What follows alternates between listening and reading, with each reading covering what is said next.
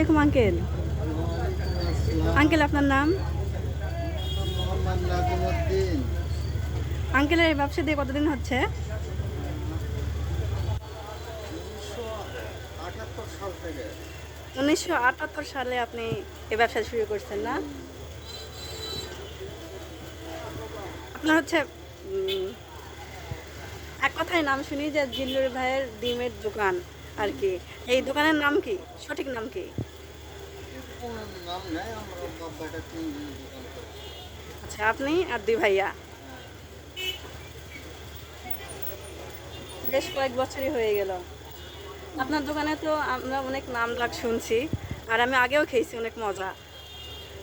তো আপনার দোকানে কয়টা আইটেম পাওয়া যাচ্ছে? 20টা 20 প্রকারের ডিম বানাই। 20 প্রকারের।